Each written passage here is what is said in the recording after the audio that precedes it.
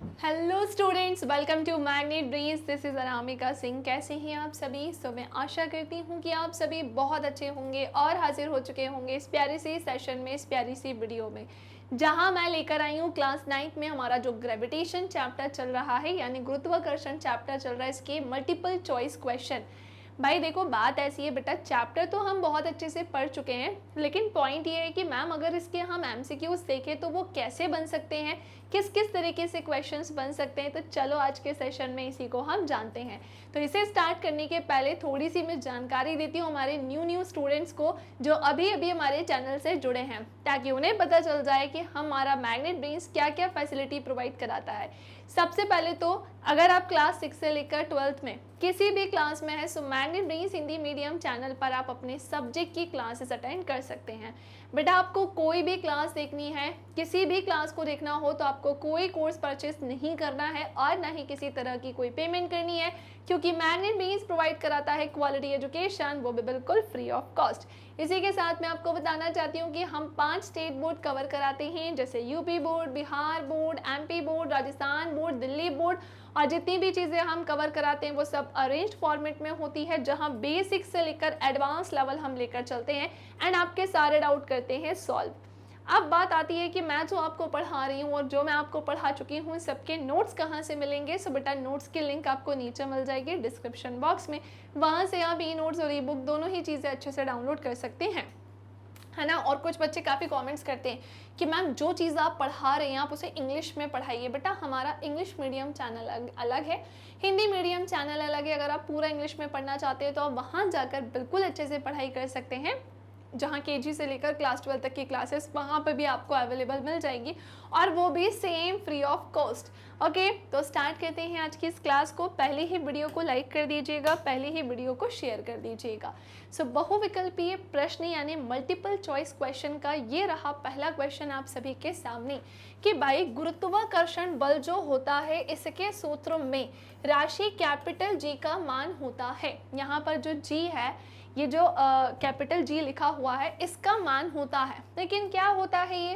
केवल पृथ्वी के द्रव्यमान पर ये निर्भर करता है क्या? यानी कि अर्थ के ही मास पर ये केवल डिपेंड करेगा क्या? सेकेंड ऑप्शन है हमारे पास, केवल पृथ्वी की त्रिज्या यानी जो अर्थ की रेडियस होती है, क्या ये उस पर डिपेंड करेगा? या फिर पृथ्वी के द्रव्यमान और त्रिज्या दोनों पर ही निर्भर करता है। एंड लास्ट ऑप्शन है हमारे पास कि ना तो ये द्रव्यमान पर और ना ही पृथ्वी की त्रिज्या पर निर्भर करता है। फर्स्ट ऑफ ऑल मैं आपको बताना चाहती हूँ कि कैपिटल जी होता क्या है। सो गुरुत्वाकर्षण बल के सूत्र में पहली बात तो इसका फोर्स का, गुरुत्वाकर्षण बल जो होता है बेटा, इसका फॉर्मूला होता है capital G, capital M, small m and upon में क्या हो जाएगा बेटा, आर स्क्वायर, यानी इनके बीच की जो दूरी है उसका स्क्वायर। इसमें कौन सी चीज क्या है? सो ये है भाई ग्रेविटेशनल फोर्स, गुरुत्वाकर्षण बल। यहाँ पर कैपिटल ये हमारा गुरुत्वाकर्षण बल है और कैपिटल जी हमारा यूनिवर्सल ग्रेविटेशनल कांस्टेंट है, जिसे हम सार्वत्रिक गुरुत्वाकर्षण नियतांक बोलेंगे। वहीं हमारा कैपिटल एम क्या हो जाएगा? सो ये हमारी पृथ्वी का द्रव्यमान हो जाएगा। ये हमारा क्या होगा? तो ये हमारा उस वस्तु का द्रव्यमान हो जाएगा। ऑब्वियसली भाई एक ऑब्जेक्ट दूसरे ऑब्जेक्ट को अपनी तरफ अट्रैक्ट कर रहा है, सो एक को मैंने अर्थ का द्रव्यमान बोल दिया है, मास ऑफ अर्थ, यानी कि पृथ्वी का द्रव्यमान, और एक क्या हो जाएगा उस ऑब्जेक्ट या वस्तु का द्रव्यमान। और इसे हम भाग दे देंगे इनके बीच की जो दूरी है, एक ऑब्जेक्ट दूसरे ऑब्जेक्ट, इनके बीच बेटा कोई ना कोई डिस्टेंस तो होगी ही ना भाई, डेफिनेटली होगी। तो इनके बीच की दूरी के स्क्वायर के, है ना। सो ये हमने ग्रेविटेशनल फोर्स में ऑलरेडी ये चीज पढ़ के रखी है। सो गुरुत्वाकर्षण बल के सूत्र में राशि कैपिटल जी का मान होता है। फर्स्ट ऑफ ऑल मैं आपको बता दूं कि ना ही ये द्रव्यमान पर निर्भर करता है और ना ही ये पृथ्वी की बेटा त्रिज्या पर निर्भर करता है, क्योंकि ये तो है यूनिवर्सल ग्रेविटेशनल कांस्टेंट, सार्वत्रिक गुरुत्वाकर्षण नियतांक, जिसका मान परिवर्तित नहीं होता, चेंज नहीं होता है, और ना ही ये इन सब पर निर्भर करता है। एक चीज मैं आपको बताना चाहती हूँ कि ये होता कितना है। So 6.67 multiply 10⁻11 newton metre square upon में क्या आ जाएगा बेटा, कीजी स्क्वायर। ये इसकी क्या होती है? वैल्यू, यानी कि ये इसका क्या होता है? मान होता है। ओके, तो बाकी एक चीज मैं आपसे और कहूंगी कि अगर आप ये जानना चाहते हैं कि मैम ये ग्रेविटेशनल फोर्स का फॉर्मूला कहाँ से आया, सो मैंने फर्स्ट या सेकंड क्लास में, आप बस स्टार्टिंग के क्लासेस देख लेना, वैसे तो पूरा चैप्टर देखना, जहाँ पर ये निकल के कैसे आया ये मैंने आपको सिखाया हुआ है, ये निकालना भी सिखाया, बनाना तक सिखाया है। सो ये था हमारा पहला क्वेश्चन, जहां हमसे सिंपल सा क्वेश्चन पूछा था, सिंपल सा हमें उदाहरण आंसर देना था, हमने दे दिया। नाउ अब आते हैं बेटा हम हमारे क्वेश्चन नंबर सेकंड की तरफ, और आप सबको भी पता ही है, इतने सारे चैप्टर्स मैं आपके करवा चुकी हूँ कि अब तो आप सबको पता चल गया होगा कि जितने भी मैं आपको क्वेश्चंस करवाती हूँ एमसीक्यूज में, पहले आपको आंसर देना होगा, फिर जब मैं बताऊंगी तो आपको उससे मैच करना है। अगर आपका आंसर सही है तो अपने आप को 1 नंबर दे देना, और अगर गलत हो तो वहीं पर कट कर लेना। भाई फ्री के नंबर नहीं लेने, ऐसे नहीं लेने कि अरे मैंने तो ये लगाया था पर मेरा मन तो कर रहा था मैं सी लगा दूं तो मैं सी को ही टिक कर देता हूँ, करके आप बैठे थे बी आंसर। ऐसे अपने आप को मार्क्स नहीं देने हैं, ठीक है। चलिए सेकंड क्वेश्चन है भाई, दो वस्तुओं के मध्य आकर्षण का गुरुत्वाकर्षण बल जो है, मान लेते हैं कि वो कितना दिया है, x दिया है। दो वस्तुओं के बीच का जो आकर्षण बल है, उनके बीच का जो आकर्षण है उसका गुरुत्वाकर्षण बल, इनके बीच के अट्रैक्शन का ग्रेविटेशनल फोर्स यहाँ पर क्या है, x है। वस्तुओं के द्रव्यमान को अपरिवर्तित रखिए। जो ऑब्जेक्ट्स होते हैं, जो वस्तु होता है, उनके द्रव्यमान की अगर मैं बात करूं या उसका जो मास है ना, उसे अपरिवर्तित रखिए। यदि वस्तुओं के मध्य की दूरी आधी कर दी जाए, जो इनके बीच की जो डिस्टेंस है उसे कितना कर दिया जाए, आधा कर दिया जाए, तो उनके मध्य गुरुत्वाकर्षण बल का परिमाण कितना हो जाएगा। ये हमने चैप्टर के बीच में क्वेश्चंस किए थे, तो हमने ये ऑलरेडी सॉल्व करके रखा है, या तो ये एनसीईआरटी सॉल्यूशन में किया है इसके पहले, बट यस इसी चैप्टर में सेम ये चीज़ मैं ऑलरेडी आपको करवा चुकी हूँ कि दो वस्तुओं के मध्य आकर्षण का गुरुत्वाकर्षण बल अगर x है तो वस्तुओं के द्रव्यमान को अपरिवर्तित रखते हुए आपको इसके मास को टच भी नहीं करना है या उसको चेंज नहीं करना है, क्योंकि वो कैसा है, अपरिवर्तित है, परिवर्तनशील नहीं है। यदि वस्तुओं के मध्य की दूरी आधी कर जाए तो बेटा उसके मध्य गुरुत्वाकर्षण का परिमाण कितना हो जाएगा, मैं आपको बताना चाहती हूँ कि ये 4 टाइम्स इंक्रीज हो जाएगा, 4 गुना बढ़ेगा। क्या हो जाएगा, 4 गुना हो जाएगा। ओके, सो ये थी कहानी जो हमने यहाँ पर जानी है।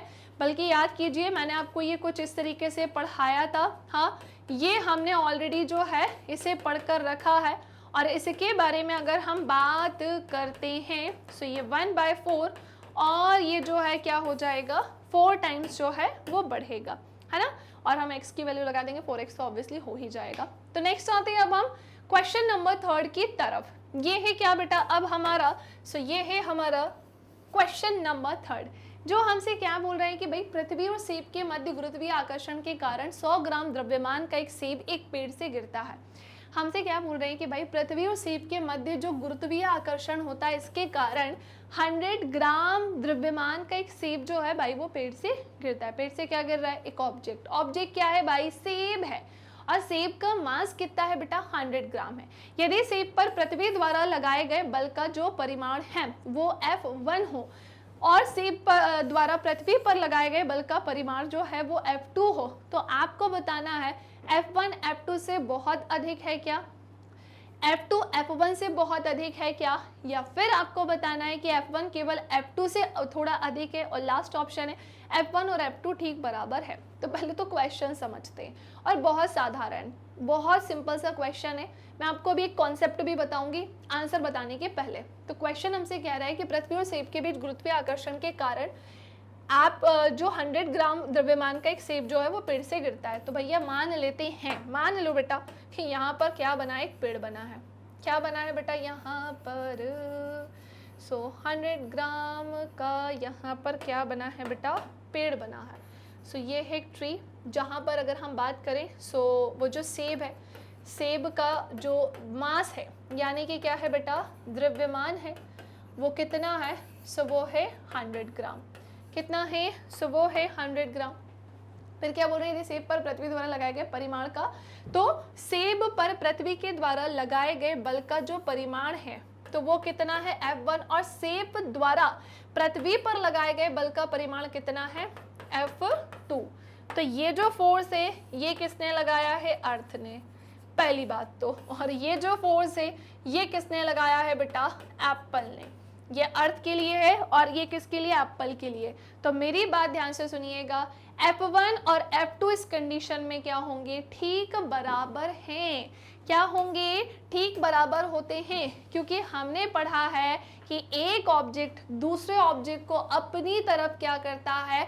समान रूप से अट्रैक्ट करता है, आकर्षित करता है। क्लियर? और अट्रैक्शनल फोर्स की ही बात चल रही है। तो हमने जाना कि F1 और F2 ठीक यहाँ पर क्या होंगे? बराबर होंगे। ओके, चलिए नेक्स्ट आते हैं अगली कहानी की तरफ। और हमें ये चीज़ अच्छे से समझ में आ गई, क्योंकि हम जानते हैं कि भाई एक ऑब्जेक्ट दूसरे ऑब्जेक्ट को अपनी तरफ आकर्षित करेगा। हाँ, मास का ज़रूर रोल होता है, लेकिन जो अट्रैक्शन होता है वो तो इक्वल ही होता है, वो तो समान ही होगा, है ना। बस मास का रोल ध्यान रखना कि एक का मास दूसरे के कंपैरिजन में ऑब्वियसली थोड़ा सा ज़्यादा तो होगा ही होगा। नेक्स्ट आते हैं, किसी एक धातु में लोहा और भी तैर सकता है, यानी कि जो है पलवन कर सकता है। तो अब बात ऐसी है कि कौन सा एक ऐसी धातु है जहां पर लोहा भी जो है भाई वो तैर सकता है। ऑप्शन है सोडियम, मैग्नीशियम, पारा और मैग्नीज। तो इसका करेक्ट आंसर क्या होगा? पारा। पारा की अगर बात करें तो भाई ये क्या कर सकता है? ये एक ऐसा मेटल है जो लोहे में भी तैर सकता है, और ये द्रव अवस्था में पाई जाने वाली एकमात्र क्या है बेटा? मेटल है। लिक्विड स्टेट में पाया जाने वाला एकमात्र ये क्या है बेटा? मेटल, यानी कि धातु है। सो किस एक धातु में लोहा भी तैर सकता है? सो आंसर इज पारा। अगला क्वेश्चन है भाई क्वेश्चन नंबर 5। उम्मीद है कि आपको चारों क्वेश्चन जो है वो समझ में आ गए होंगे और चारों क्वेश्चन के आंसर आपने दे दिए होंगे। क्वेश्चन नंबर 5 क्या कह रहा है? थोड़ा सा बड़ा है, समझते हैं भाई। चार द्रवों P, Q, R और S के आपेक्षिक घनत्व क्रमशः 1.26, 1.0, 0.84 और 13.6 हैं। तो हमने क्या देखा? P है, Q है, R है और क्या है बेटा? S है। और इन चारों के यहाँ पर क्या दिए हुए हैं? आपेक्षिक घनत्व। P का कितना दिया है? 1.26। Q का कितना दिया है बेटा? 1.0। सिंपली 1 ही लिख दो, इतना क्यों घुमा के लिखना है। P Q के बाद R का कितना दिया है? 0.84 दिया है। और बेटा S का कितना दिया है? 13.6 यहाँ पर दिया है। और ये इनका क्या है? आपेक्षिक घनत्व है। अब क्या कह रहे हैं? सभी द्रवों में एक एक करके कोई वस्तु तैरती रहती है। इन सभी द्रवों में क्या हो रहा है? एक एक करके कोई वस्तु तैरती रहती है। वस्तु किस द्रव में तैरती ही रहेगी और उसका कितना अधिक आयतन तरल के नीचे डूबा रहेगा। अब बात है कितना अधिकतम आयतन जो है वो तरल के नीचे डूबा रहेगा। तो अब आपको बताना है कि वो P होगा, Q होगा, R होगा या S होगा। तो ये उसके ऑब्वियसली भाई घनत्व पर तो निर्भर करेगा, डेंसिटी तो मैटर करेगी, क्योंकि हमने पढ़ा है कि जो तरल होता है अगर उसकी तरफ से उत्प्लावन बल लगता है किसी ऑब्जेक्ट पर, जिसके कारण वो वस्तु जो है पानी में तैरने लगती है, तो वहाँ पर उस ऑब्जेक्ट या वस्तु का घनत्व मैटर करता है, जिसके कारण वो तैरती भी है और जिसके कारण वो डूबती भी है, पानी में डूब जाती है। ठीक है। सो चार द्रवों PQRS हमें देके रखे, इसके आपेक्षिक घनत्व भी है। सभी द्रवों में एक एक करके कोई वस्तु जो है तैरती ही रहती है, एक एक करके कोई ना वस्तु तैरती रहती है। वस्तु किस द्रव में तैरती ही रहेगी, आपको वो बस बताना है कि ऐसा कौन सा यहाँ पर जो वो वस्तु है जिसमें ये तैरती ही रहेगी, है ना। ऐसा कौन सा द्रव है और उसका कितना अधिकतम आयतन तरल के नीचे डूबा रहेगा। तो सुनो, इसका करेक्ट आंसर क्या होगा? ऑप्शन नंबर ग होगा, यानी कि वो क्या होगा? R, जिसका घनत्व यहाँ पर हमें क्या देखने को मिल रहा है? इसका आपेक्षिक घनत्व क्या है? सबसे कम। और इस कंडीशन में जो वस्तु है वो इस कंडीशन में पूरे टाइम क्या करती रहेगी? तैरती ही रहेगी। बाकी सबका घनत्व इसकी तुलना में कैसा है? काफी ज्यादा है। ठीक है। अगला क्वेश्चन है क्वेश्चन नंबर 6।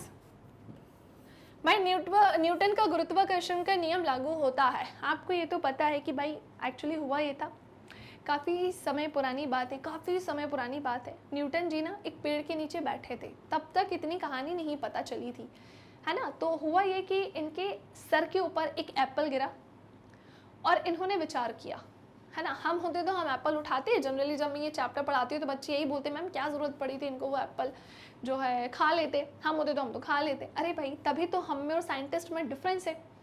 हम और साइंटिस्ट समान ही क्या? हम और वैज्ञानिक समान नहीं है। तो हम और साइंटिस्ट में अगर डिफरेंस है तो किसी रीज़न से ही होगा ना। और रीज़न क्या है भाई? कि वो उनने अलग नज़रिए से देखा, हमने अलग नज़रिए से देखा। है ना।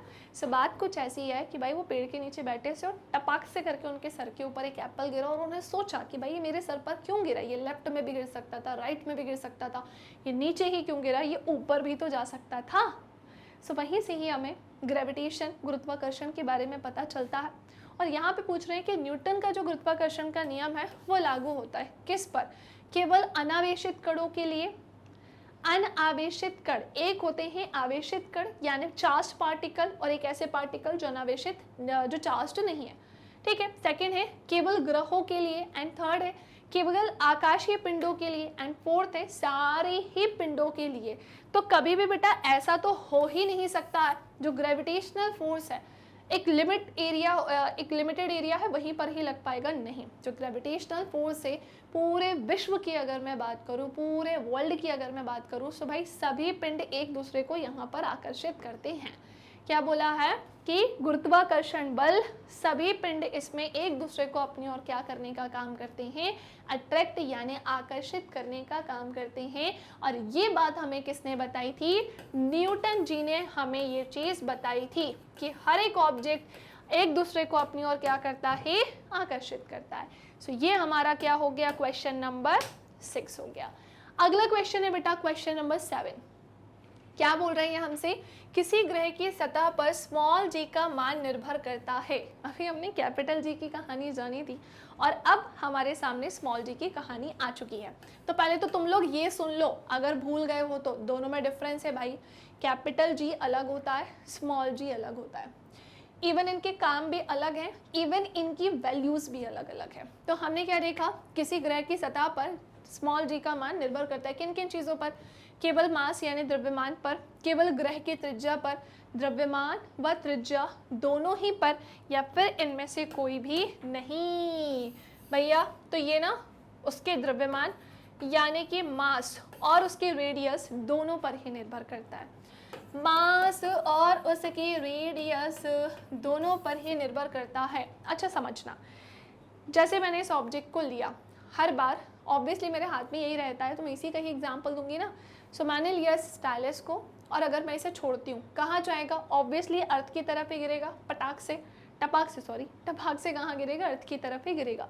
तो मैं आपको ये बताना चाहती हूँ कि जब हमने इसे छोड़ा और अर्थ ने इसे अपनी तरफ जो अट्रैक्ट किया है, आकर्षित, क्योंकि इसके मास में और भैया अर्थ के मास में बहुत डिफरेंस है, बहुत अंतर है, तो अर्थ इसे अपनी ओर क्या कर लेगा, आकर्षित कर लेगा। अब बेटा होता ये है कि जब ये अर्थ तक जाएगा ना तो जो जी है ये एक्चुअली यहाँ पर काम करेगा। एक्सेलरेशन तो है ही यानी कि त्वरण तो है ही, लेकिन किसके कारण है, गुरुत्व के कारण। गुरुत्व के कारण त्वरण ही यहाँ पर काम करता है, एक्सेलरेशन ड्यू टू ग्रेविटी ही यहाँ पर वर्क करती है। सो हमने जान लिया कि किसी ग्रह की सतह पर स्मॉल जी निर्भर करता है भाई, वो द्रव्यमान व त्रिज्या रेडियस दोनों पर ही डिपेंड करता है, मास भी मैटर करता है, रेडियस भी मैटर करता है। और ये जी स्मॉल जी क्या होता है, तो हमने ये भी देख लिया, एक्सेलरेशन ड्यू टू ग्रेविटी ये होता है, गुरुत्व के कारण यहाँ पर क्या लगता है, त्वरण लगता है। एंड वेरी इंपॉर्टेंट कि मैम जी की वैल्यू फिक्स्ड है क्या, नहीं नहीं नहीं नहीं, जी का मान बिल्कुल भी फिक्स नहीं है, ये हर एक जगह पर अलग अलग होता है। हर एक जगह बोले तो भाई घट रहा है, बढ़ रहा है, आप ऑब्जेक्ट सोच रहे हो ऊंचाई पे फेंको तो जी का मान सेम रहेगा, नहीं रहेगा, जी का मान चेंज होगा। किसी भी ऑब्जेक्ट को ऊपर की तरफ फेंकने पर जी का मान घटेगा, किसी भी ऑब्जेक्ट को छोड़ेंगे और ये नीचे की तरफ जाएगा तो जी का मान बढ़ेगा, ऊपर फेंका तो घटा और इसे छोड़ देंगे तो ये क्या होगा, बढ़ेगा। बिल्कुल ऊंचाई पर जब जाता है ना तो जी का मान 0 हो जाता है। हमारे अर्थ में पृथ्वी की गहराई की बात करेंगे तो जी का मान घटेगा, और हमारे अर्थ का जो पूरा सेंटर होता है ना वहां पर जी का मान 0 यानी कि 0 होता है। तो जी का मान सब जगह समान तो नहीं है, ये घट रहा है, बढ़ रहा है अकॉर्डिंग टू कंडीशन, सिचुएशन या परिस्थिति के अनुसार। ओके, सो हमने जान ली कहानी। और हाँ, उसका मान क्या होता है ये भी देख लो भाई, 9.8 मीटर पर सेकेंड स्क्वायर इसकी वैल्यू, इसका मान होता है। सो ये था हमारा क्वेश्चन नंबर 7। क्वेश्चन नंबर 8 ये रहा भाई, ध्यान से देखो, किसी वस्तु की सतह के लंबवत लगने वाले बल कहलाता है, लगने वाला बल कहलाता है, क्या कहलाता है। अच्छा मुझे एक बात बताओ, क्या बताओगे आप, किसी वस्तु की सतह के लंबवत लगने वाला एक बल जो होता है, तो अगर कोई बल है और वो इस तरह से लंबवत ही लग रहा है, ना लेफ्ट ना राइट, कहीं पर भी नहीं लग रहा, इस तरह से लंबवत ही लग रहा है, तो पहली बात तो ये दाब नहीं है, ये गुरुत्वाकर्षण बल भी नहीं है कि वो लंबवत ही लगेगा, ऐसा कुछ नहीं है। टेम्परेचर ताप भी नहीं है बेटा, इसे हम क्या बोलते हैं, प्रणोद बोलते हैं। यही क्या कहलाता है, प्रणोद कहलाता है, जो कि एक तरीके का बल ही होता है, फोर्स ही होता है। क्लियर? सो इसका करेक्ट आंसर ऑप्शन नंबर का है। अगला क्वेश्चन है क्वेश्चन नंबर हमारे सामने 9। एक शब्द यहाँ पर प्रयोग किया गया है और वो शब्द कौन सा है, सो वो शब्द लिखा है भैया उत्क्षेप। अब मैं एक बात बोलूं, जनरली स्टूडेंट्स ना इस उत्क्षेप को देखकर ना डर जाते हैं। बेटा उत्क्षेप बोल दो या फिर आप बोल सकते हो उत्पलावन, उत्क्षेप बोल दो या उत्पलावन बोल दो, ठीक है, एक ही बात है। सो उत्क्षेप होता है, उत्पलावन होता है, लेकिन कब भैया, द्रव द्वारा वस्तु पर ऊपर की ओर बल, द्रव द्वारा वस्तु पर नीचे की ओर बल, तीसरी स्थिति तरल का घनत्व, चौथी स्थिति तरल का आयतन। लगाओ अपनी बुद्धि और बताओ क्या भैया, द्रव के द्वारा वस्तु पर ऊपर की ओर बल एक तरीके का ये होता है उत्प्लावन या उत्क्षेप। तो सुनो, मैंने लिया भाई पानी से भरा एक कंटेनर, ये पानी से क्या है, भरा हुआ है, ठीक है, और मैंने ना एक बॉल ली है ना, मैंने क्या किया है भाई, गेंद ली, एक बॉल ली बेटा, जो अंदर से क्या है भाई, खोखली है। मैंने एक बॉल ली जो अंदर से कैसी है, खोखली है। तो पता है आपको क्या होगा, ये ना पानी के सरफेस पर ऐसे तैरने लगेगी। क्यों तैरने लगेगी, क्योंकि ये जो पानी है ना, इसे अपने साइड से क्या देगा, ये जो तरल है ये इसे अपने साइड से एक बल देगा, और वही क्या कहलाता है, उत्क्षेप कहलाता है, उत्प्लावन कहलाता है। सो उत्क्षेप होता है, क्या होता है, द्रव द्वारा वस्तु पर ऊपर की ओर एक तरीके का बल यानी कि फोर्स होता है, ठीक है। अगली कहानी क्वेश्चन नंबर 10। चंद्रमा का द्रव्यमान पृथ्वी के द्रव्यमान का लगभग 0.012 गुना होता है, और इसका व्यास जो है पृथ्वी के व्यास का लगभग 0.25 टाइम्स से गुना है। तो चंद्रमा पर जी का मान कितना होगा, सोच के देखो, थोड़ा सा अपना दिमाग लगाओ कि चंद्रमा पर जी का मान कितना होगा। ऑप्शन क्या है हमारे पास, पहला ऑप्शन है कि भाई पृथ्वी से तो कम होगा, सेकंड ऑप्शन है हमारे पास अर्थ से ज्यादा होगा, एंड थर्ड ऑप्शन हमारे पास क्या है कि भाई पृथ्वी के समान होगा, एंड लास्ट ऑप्शन हमारे पास क्या है कि पृथ्वी का लगभग 1/6वां भाग होगा। तो अब इसका आंसर जो है मैं आपको बताना चाहती हूँ कि ये होगा भाई पृथ्वी के समान।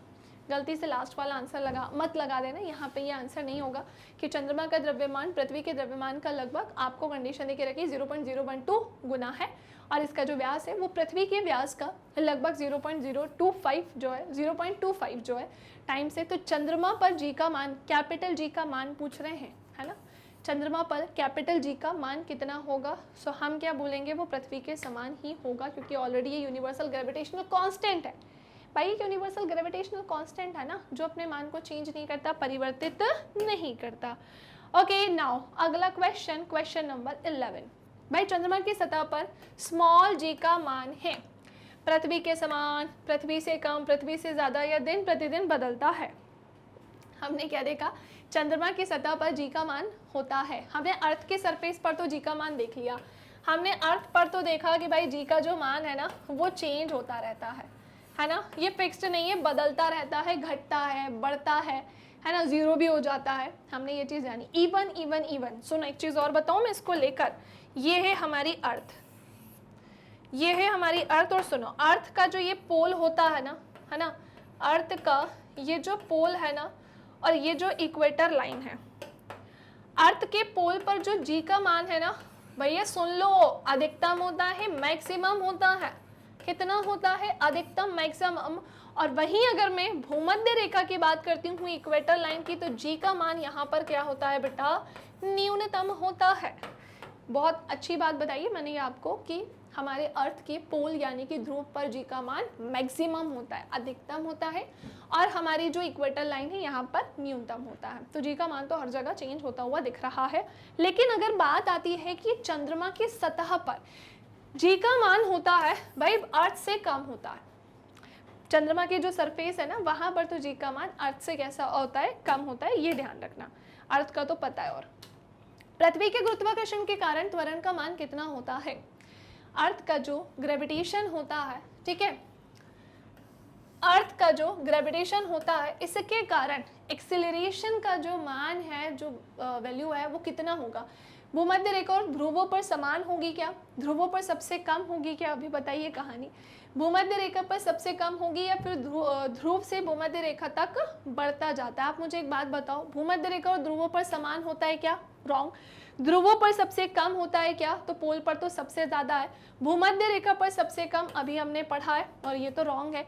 ध्रुवों से भूमध्य रेखा तक बढ़ता जाता है, ऐसा कुछ नहीं है ना जी ना, ऐसा बिल्कुल भी नहीं है। इसका करेक्ट आंसर ऑप्शन नंबर ग होगा, क्योंकि भूमध्य रेखा पर ये सबसे कम होता है। न्यूनतम ही बोल दिया ना, तो आप समझ जाओ कि भूमध्य रेखा पर कम है। इक्वेटर लाइन पर क्या होता है? कम। और पोल पर कैसा होता है? ज़्यादा। 9.8 मीटर पर सेकंड स्क्वायर तो पोल पर है, और 9.7 के आसपास किस पे होता है? वो होता है भूमध्य रेखा पर।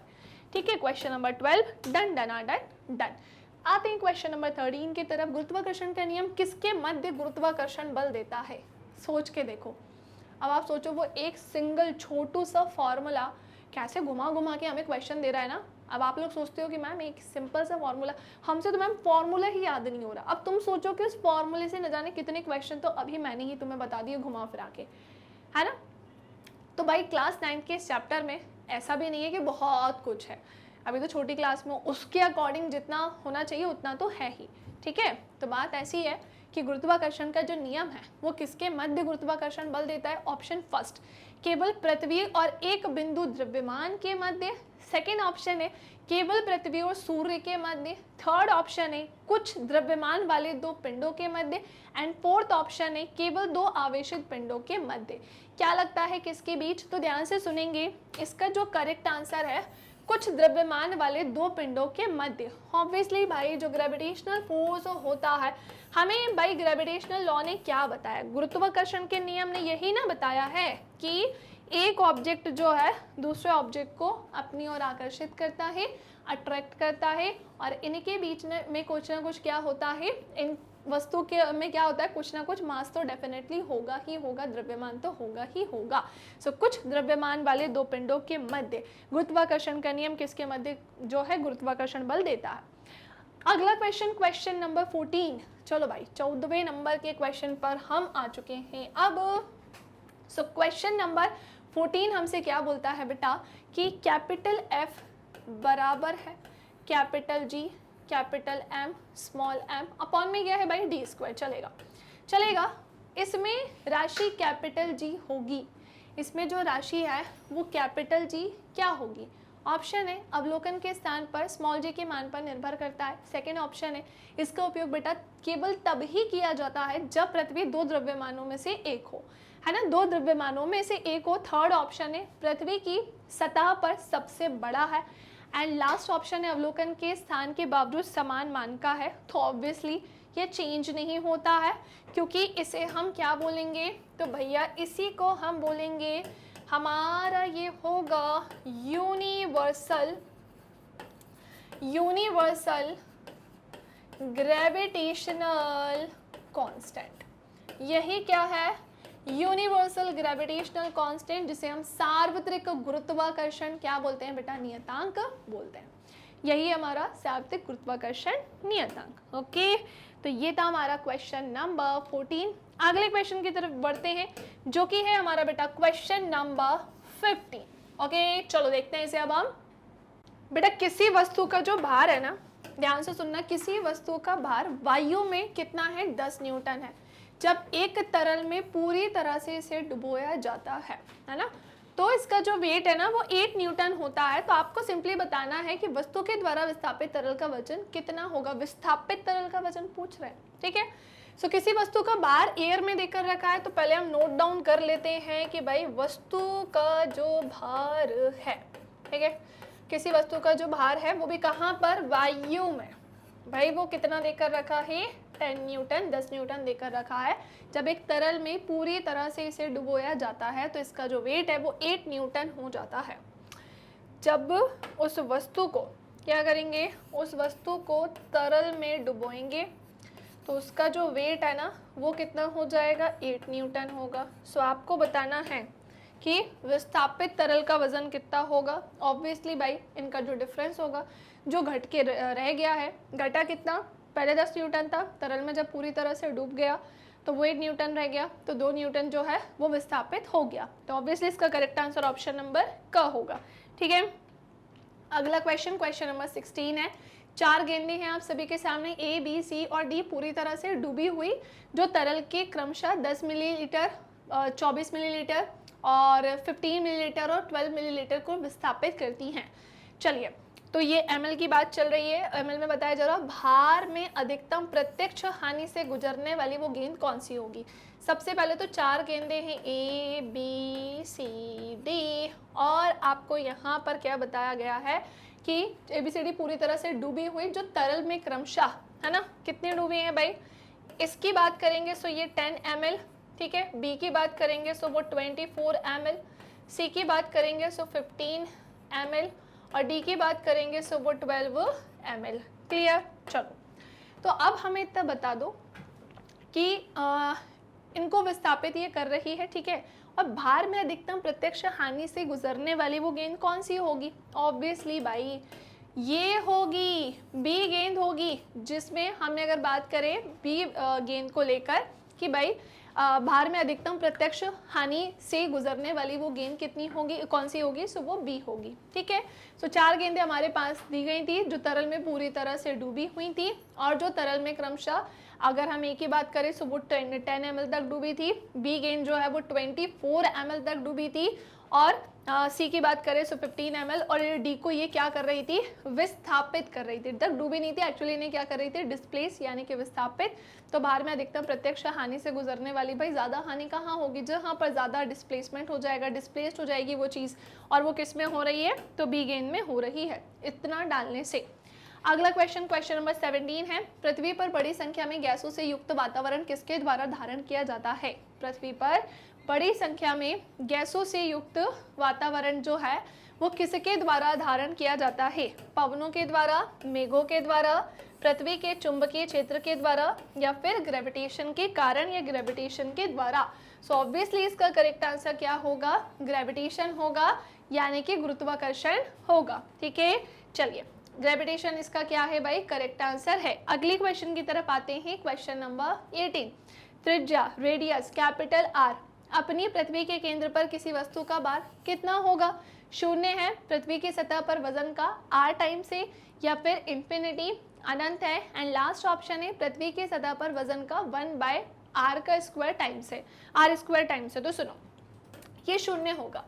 त्रिज्या आर की बात करते हैं, आर वाली पृथ्वी के केंद्र पर, ठीक है ना, त्रिज्या वाली पृथ्वी के केंद्र पर किसी वस्तु का जो भार होगा ना, पृथ्वी के केंद्र पर हमेशा ध्यान रखना, अर्थ के सेंटर पे हमेशा ध्यान रखना, ये कितना होगा बेटा, 0 होगा। पहली बात तो हम अर्थ के सेंटर में नहीं रहते, ना ही हम यहाँ पर रहते, हम कहाँ रहते हैं बेटा, अर्थ के सरफेस पर रहते हैं। ये मैंने कई बार आप सबको एक्सप्लेन किया है। अगला क्वेश्चन है, क्वेश्चन नंबर 19। गुरुत्वीय त्वरण का एसआई मात्रा क्या होता है। जो हमारा गुरुत्वीय त्वरण होता है, यानी कि जो स्मॉल जी होता है, इसका एसआई मात्रा क्या होता है भैया। जब इसकी वैल्यू 9.8 है, और मैंने आपको बताया है कि इसका जो एसआई मात्रा होता है भाई वो मीटर पर सेकेंड स्क्वायर है, जिसके आधार पर बेटा इसका करेक्ट आंसर ऑप्शन नंबर ग हो जाएगा, मीटर पर सेकेंड स्क्वायर। सो गुरुत्वीय त्वरण का एसआई मात्रा क्या होता है, मीटर पर सेकेंड स्क्वायर। क्वेश्चन नंबर 20 ये रहा, भाई 2 कण एक दूसरे से कुछ दूरी पर रखे जाते हैं, यदि उनके बीच की दूरी को अपरिवर्तित रखते हुए, चेंज नहीं करना, अपरिवर्तित रखते हुए 2 कणों में से प्रत्येक का द्रव्यमान 2 गुना कर दिया जाता है, तो उनके मध्य गुरुत्वाकर्षण बल का क्या होगा। भैया सुनना, 2 कण एक दूसरे से कुछ डिस्टेंस पर रखे जाते हैं, जनरली पार्टिकल्स के बारे में बात करें कि दोनों एक डिस्टेंस पर हैं, यदि उनके मध्य दूरी को अपरिवर्तित रखते हैं, हम इसके पहले मास को अपरिवर्तित रखा था और अब दूरी को अपरिवर्तित रख रहे हैं, तो डिस्टेंस कैसी है, चेंज नहीं हो रही है। तो 2 कणों में से प्रत्येक का द्रव्यमान अगर हम 2 गुना कर दें, जैसे मान लीजिए कि अगर ये जो है एक अर्थ का मास ले लो या एक ऑब्जेक्ट का मास ले लो, इनको क्या कर दिया जाए, दोनों को ही 2-2 गुना कर दिया जाए, तो आपको बोल रहे हैं फिर उनके मध्य गुरुत्वाकर्षण बल का मान क्या होगा। इसे भी सॉल्व करवाया मैंने, ऑब्वियसली बेटा ये 4 टाइम्स ही तो होगा ना, ऑब्वियसली क्या होगा, 4 गुना ही तो होगा। हमारे पास क्या है, ये force is equals to capital G M M upon में क्या हो जाएगा, सो अपॉन में हो जाएगा इनके द्वारा तय की गई दूरी का स्क्वायर। हमसे क्या बोल रहे हैं, इनके जो मास है उसको डबल कर दो, ठीक है भाई, हमने कर दिया इसे डबल, ठीक है। सो ये ऐसा हो गया और ये हमारा ऐसा हो गया, ठीक है, ये ऐसा हो गया। हमने अपॉन में क्या कर दिया, डी स्क्वायर जैसा था वो वैसा ही रहेगा। सॉल्व करेंगे हम इसे, 2 2 ज़ा 4 यहाँ आ जाएगा।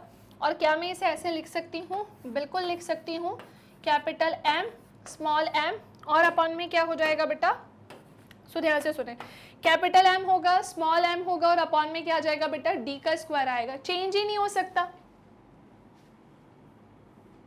चलो लिख देते हैं ना इसको फटाफट से, इसे हम इस तरह से लिख देते हैं। अच्छा देखो अब क्या होगा, तो भाई अब होगा ये कि मैं इसे क्या लिख सकती हूँ, ऑब्वियसली इसे इस तरीके से ही तो लिख सकती हूँ क्योंकि एक इसका फॉर्मूला होता है फोर्स का, ये पढ़ाया हमने चैप्टर में, एनसीईआरटी सॉल्यूशन जो किए थे उसमें हमें इस तरीके के क्वेश्चंस मिले थे और इसके अकॉर्डिंग इसका करेक्ट आंसर क्या होगा बेटा, ऑप्शन नंबर 3 यानी कि 4 गुना होगा, ठीक है। तो ये हमारा होता है यहाँ पर फिनिश यानी कि कंप्लीट। नाउ अब हम आते हैं हमारे क्वेश्चन नंबर 21 की तरफ।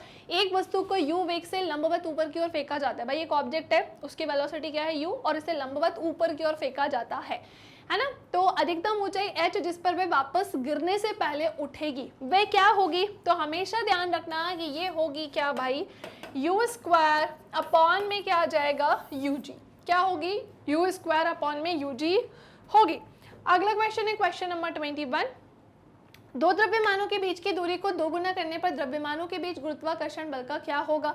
अपरिवर्तित होगा, 1/4 ही हो जाएगा, आधा रह जाएगा या फिर 2 गुना हो जाएगा। दो द्रव्यमानों के बीच की जो दूरी है, बीच की जो दूरी है उसे अगर क्या कर दिया जाए, 2 गुना कर दिया जाए, सो द्रव्यमानों के बीच गुरुत्वाकर्षण बल जो है भाई वो 1/4 हो जाएगा, 1/4 हो जाएगा यानी 1/4 हो जाएगा, ठीक है। तो दो द्रव्यमानों यानी कि m1 है और m2 है, इनके बीच की जो दूरी है यानी कि जो डिस्टेंस होती है, इसको अगर 2 गुना कर दिया जाए तो ऐसा करने पर द्रव्यमानों का जो गुरुत्वाकर्षण बल है वो 1/4 हो जाएगा, ठीक है।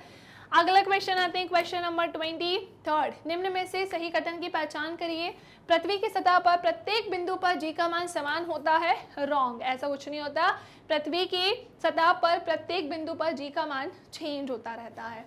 विषुवत रेखा पर जी का मान अधिकतम होता है, रॉन्ग, विषुवत रेखा पर तो जी का मान होता है बेटा न्यूनतम, क्या होता है, न्यूनतम।